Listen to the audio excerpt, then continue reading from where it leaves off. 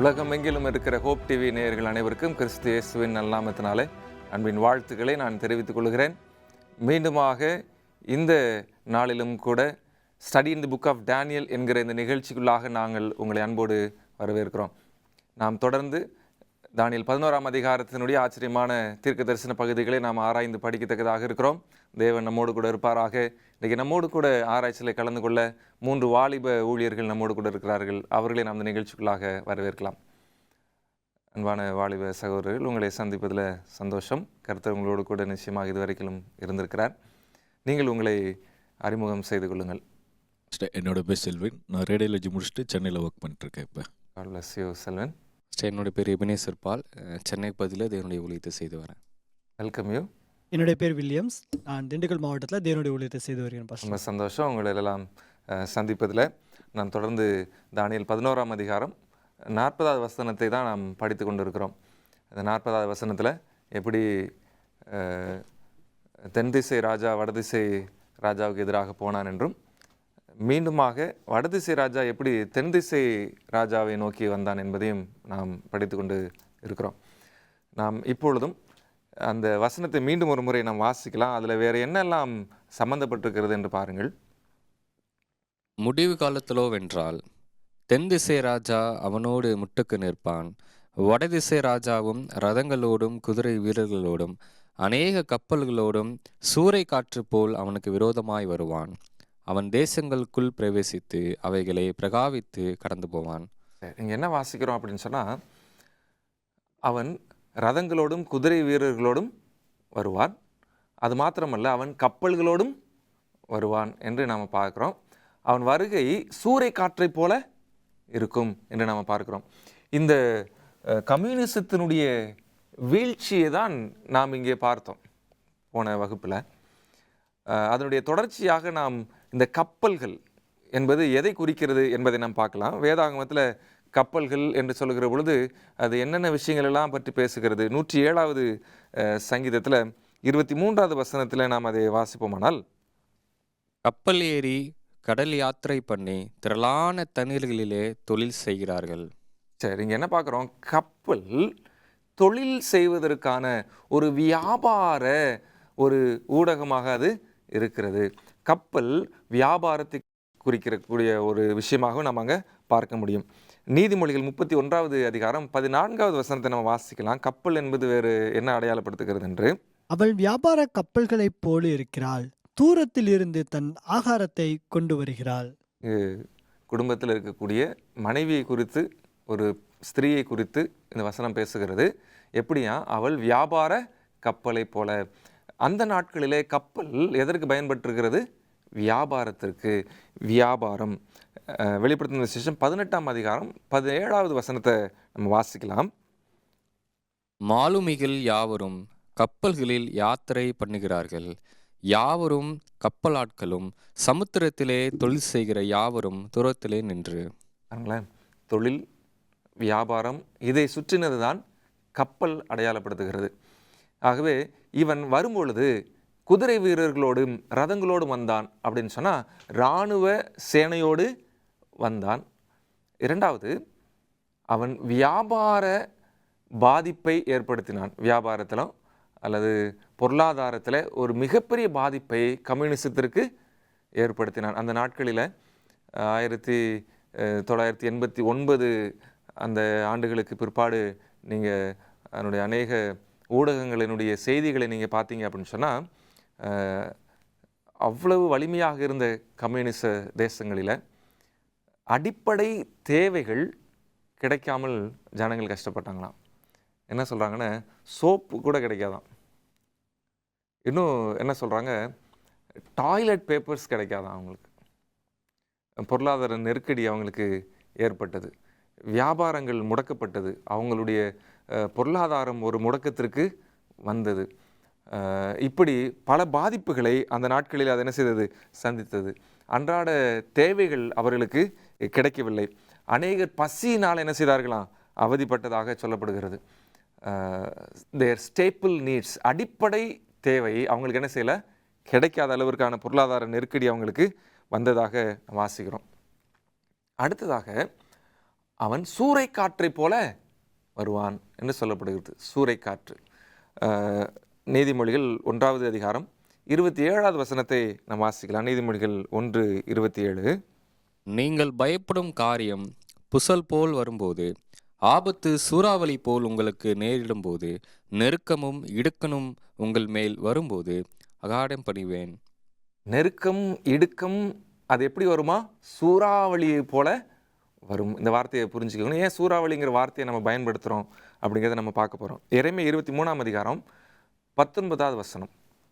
இதோ கர்த்தருடைய பெருங்காற்றாகிய கொடிய பூசல் புறப்பட்டது, அது துன்மார்க்கருடைய தலையின் மேல் உக்கிரமாய் மோதும். பார்த்தீங்களா? இதுவும் ஒரு நெருக்கடி, ஒரு யுத்தத்தை புயல் காற்று என்று சொல்லுகிறது.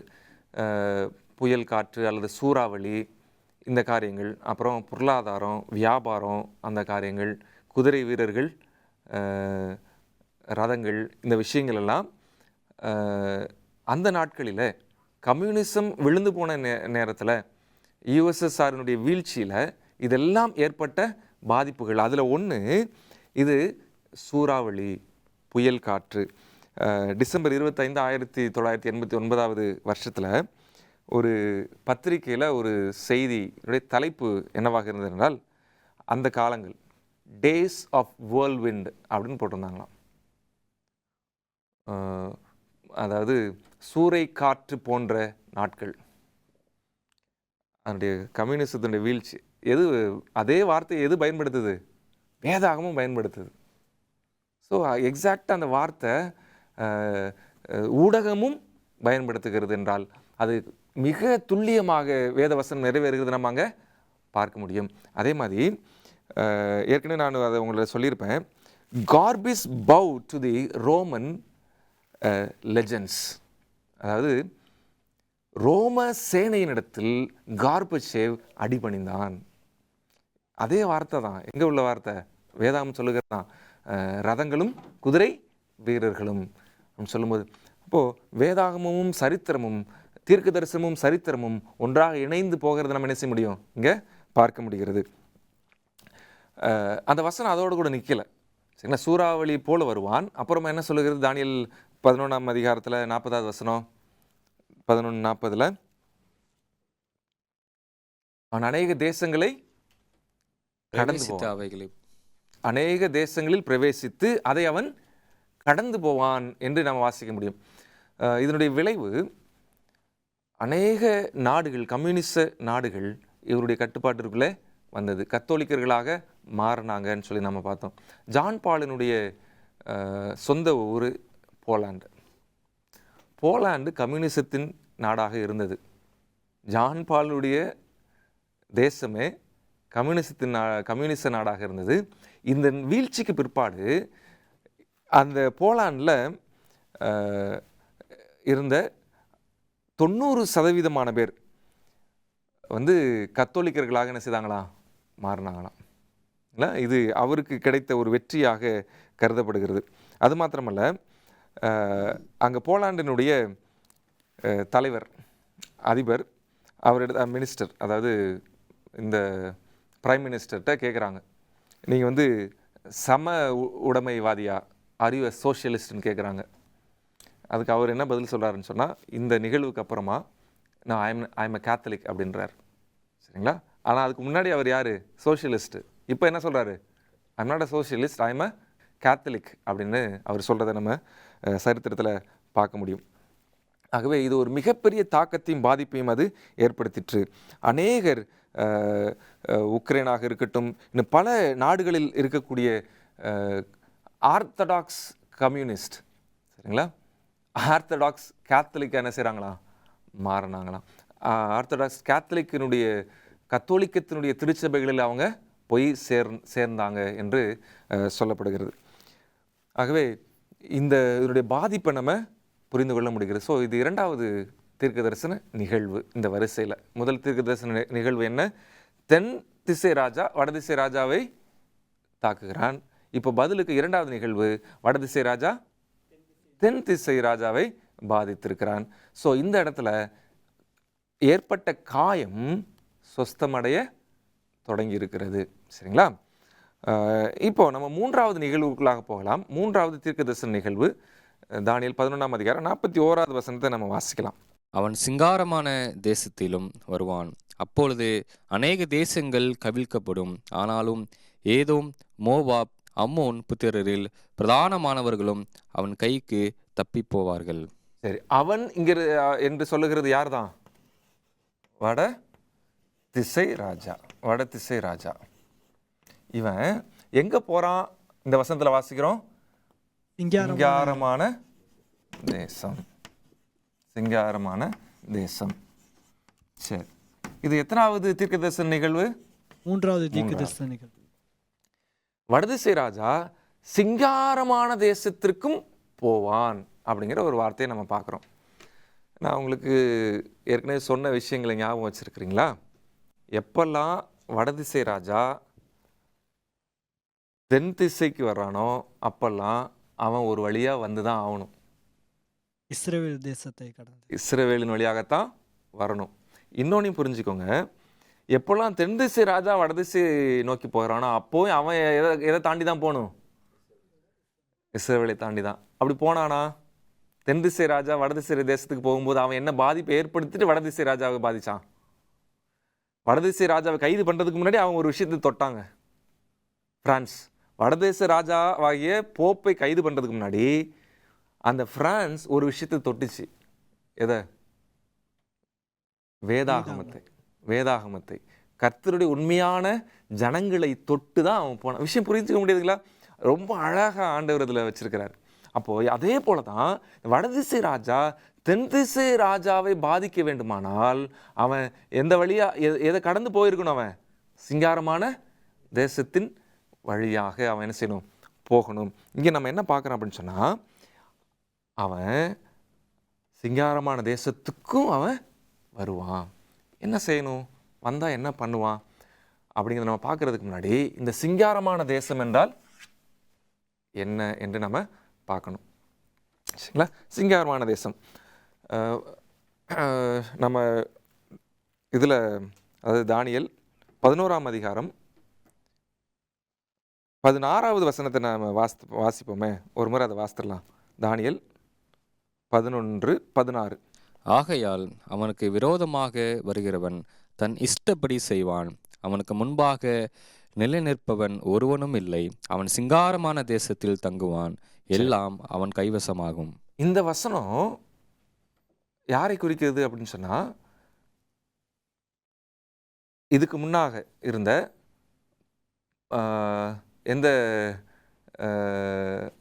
ரோம் அரசியல், ரோம் எதை நோக்கி போகிறான்? சிங்காரமான தேசம். இந்த சிங்காரமான தேசம் என்பது அந்த இடத்துல இப்போ 16வது வசனத்தில் வாசித்தோம்ல, அந்த இடத்துல லிட்ரல் இஸ்ரேல்.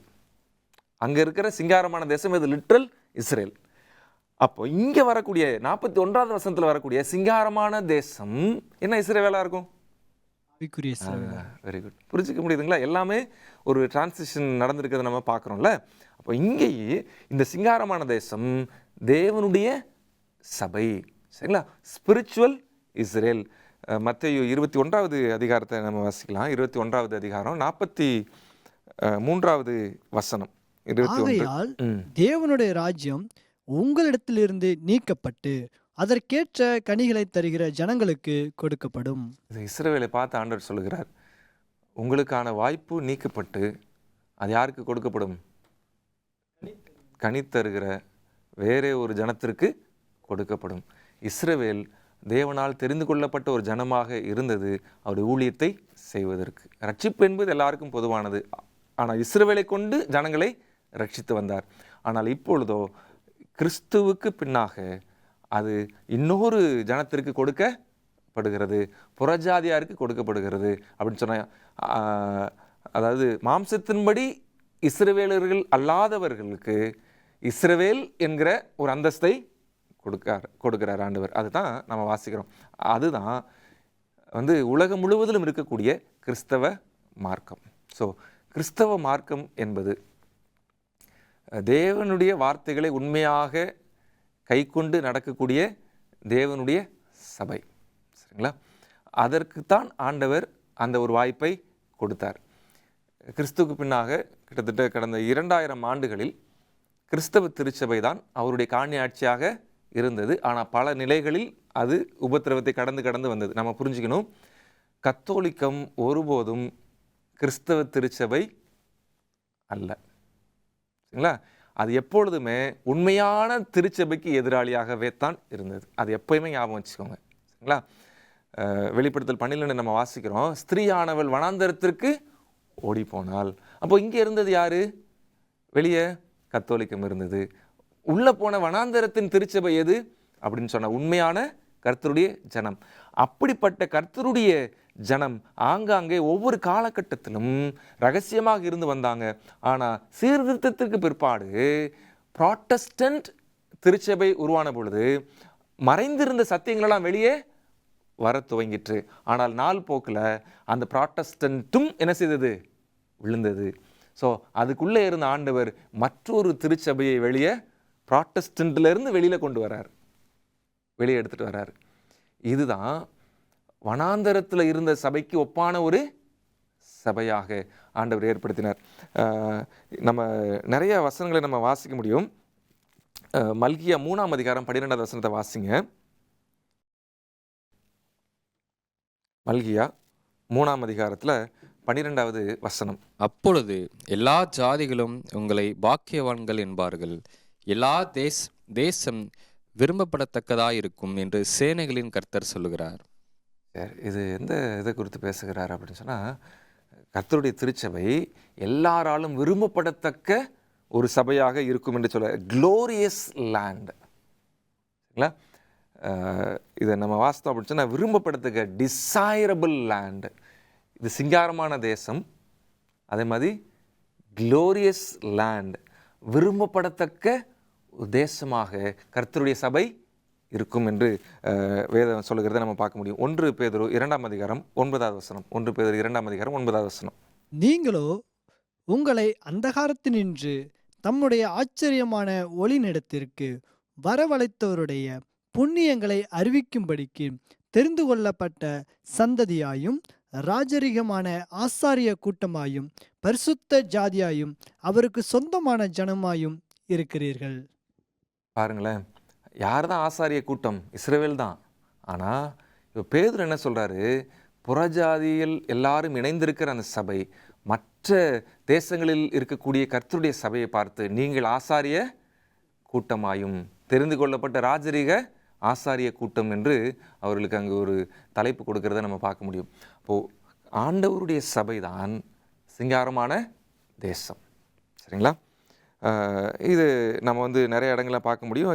அதாவது கிபி 34க்கு பிற்பாடு லிட்ரல் இஸ்ரேல் கிடையாது, எதுதான்? ஸ்பிரிச்சுவல் இஸ்ரேல் தான். இப்போது இந்த கடைசி நாட்களில் ஆண்டவருடைய திருச்சபை எது?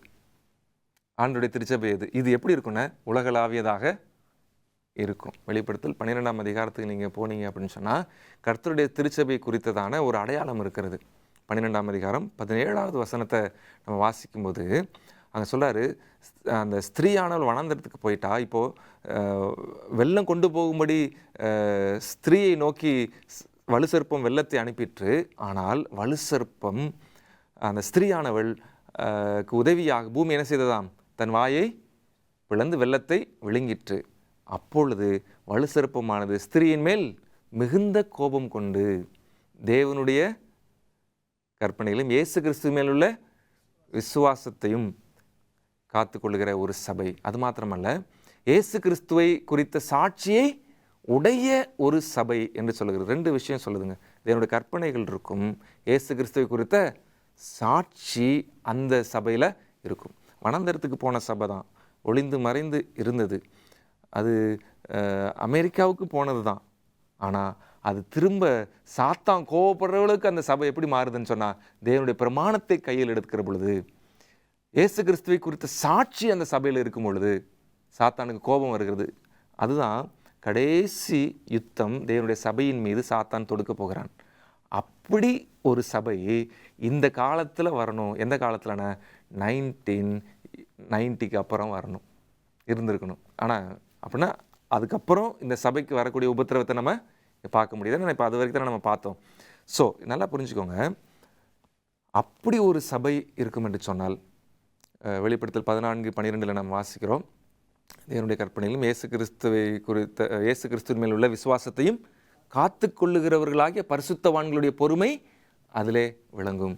அது மாத்திரமல்ல, முத்தூதை பிரசங்கிக்கிற ஒரு சபையாக அது இருக்கும். ஏன்னா அந்த வசனமே எதில் தான் வருது? 3 தூதுகளை குறித்து தான் வருகிறது. 3 தூதை பிரசங்கித்து பிரமாணங்களை கை கொண்டு இயேசுவின் விசுவாசத்தை காத்துக்கொள்கிற, இயேசு கிறிஸ்துவை குறித்த சாட்சியை உடைய ஒரு சபையாக, இயேசு கிறிஸ்துவை குறித்த சாட்சி வேறு ஒன்றும் கிடையாது, தீர்க்க தரிசனத்தின் ஆவியாக இருக்கிறது. வெளிப்படுத்தல் 19:10 நம்ம அதை என்ன செய்கிறோம்? வாசிக்கிறோம்.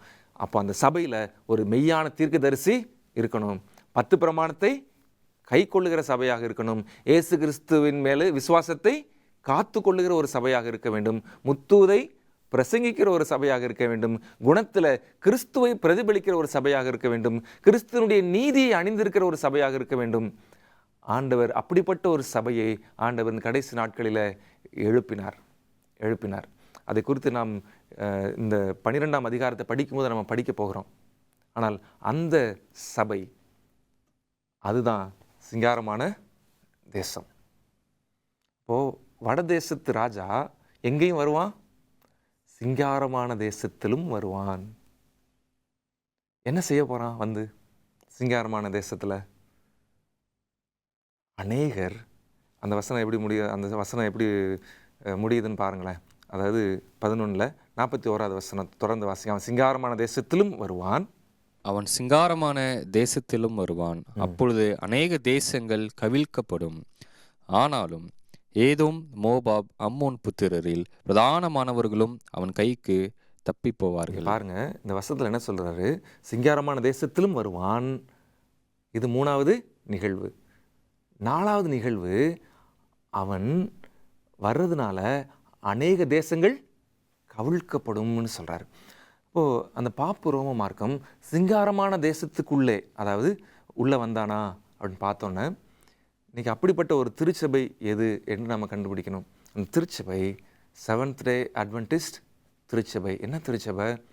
பிரமாணங்களின்படி போதிக்கிறது, கை கொள்ளுகிறது, தீர்க்கதரிசியை உடைய ஒரு சபையாக இருக்கிறது, இயேசு கிறிஸ்துவின் விசுவாசத்தை உடைய சபையாக இருக்கிறது, முத்தூதை பிரசங்கிக்கிற ஒரு சபையாக இருக்கிறது. அப்படிப்பட்ட சபைக்குள்ளே அவனுக்கு என்ன வேலைன்னு கேட்டிங்கன்னா, அங்கே தான் வேலை. ஏன் அந்த வேலை அப்படிங்கிறதான் அடுத்த நிகழ்வுங்க. அவன் ஏன் உள்ளே வரான் அப்படின்னா, அவன் வரும்போது நிறைய பொய் பேசிட்டு வருவான். அதானே சிங்காரமான தேசத்துக்குள்ளே வரணும் அப்படின்னா, தவறான கொள்கைகளை உடையவர்கள் இந்த காலகட்டத்தில் சபைக்குள்ளே வருகிறதை நாம் பார்க்க முடியும். அதாவது ஆண்டவர் நம்ம கொடுத்துருக்கிற சத்தியத்திற்கு எதிராக அநேக கொள்கைகளை உள்ளே கொண்டு வர்றதுக்கு அவன் என்ன செய்கிறான்? முயற்சி எடுத்துக்கிட்டே இருக்கிறான். நம்ம சபையும் அதை என்ன செய்கிறது? தடுத்துக்கொண்டே இருக்கிறது. we have a great battle. Seventh Adventist திருச்சபை ஒரு மிகப்பெரிய யுத்தத்தை சந்தித்து கொண்டு இருக்கிறது. என்ன யுத்தம்னு சொன்னால், பேட்டில் ஃபார் த டாக்ட்ரின், உபதேசத்திற்கான ஒரு யுத்தம். தெய்வத்துவத்தை குறித்த தவறான கோட்பாடுகள் உள்ளே வருகிறது, சபை அதை எதிர்த்து கொண்டு இருக்கிறது. சரிங்களா? இன்னும் சிருஷ்டிப்பை குறித்த தவறான கோட்பாடுகள் உள்ளே நுழைகிறது, அதை எதிர்க்கிறது. தீர்க்கதரிசின் ஆவியை குறித்த உண்மையான தீர்க்கதரிசின் ஆவியை குறித்த போராட்டம் இருந்து கொண்டே இருக்கிறது. பல தவறான கொள்கைகளும் கோட்பாடுகளும் உள்ளே நுழைவதற்கு அத்தனை முயற்சிகளை செய்து கொண்டிருக்கிறது. இதை செய்கிறதெல்லாம் யாரு? அந்த வடதிசையின் ராஜா. ஸோ அவங்களுடைய கொள்கையை உள்ளே கொண்டு வருவதற்கான எல்லா முயற்சிகளும் நடந்து கொண்டு தான் இருக்கிறது. இது 3ஆம் நிகழ்வு. 4ஆம் நிகழ்வு என்ன தெரியுமா? அங்கே வசனத்தில் வாசிக்கிறோம், அநேக தேசங்கள் கவிழ்க்கப்படும். ஆக்சுவலாக தேசங்கள் என்கிற வார்த்தை மூல பாஷையில் கிடையாது. It was added. King James வெர்ஷனில் it's an added word. Countries அப்படின்னு இருக்கும். இது வந்து ஆடட் வேர்டு, பின்பு சேர்க்கப்பட்டது. ஆனால் அந்த கண்ட்ரிங்கிற வேர்டு உண்மையான மொழி வேதாகமத்தில் இல்லை. ஸோ அதை எடுத்துட்டேன்னு சொன்னால் அதை எப்படி வாசிக்கணும்? அநேகர் கவிழ்க்கப்படுவார்கள். அசைக்கப்படுகிற ஒரு காலம் அது. தேவனுடைய திருச்சபை அசைக்கப்படும். உண்மையான சத்தியத்தை ஏற்றுக்கொண்டிருக்கிற தேவனுடைய பிள்ளைகள் அசைவுக்குள்ளாக கடந்து போகிறாங்க.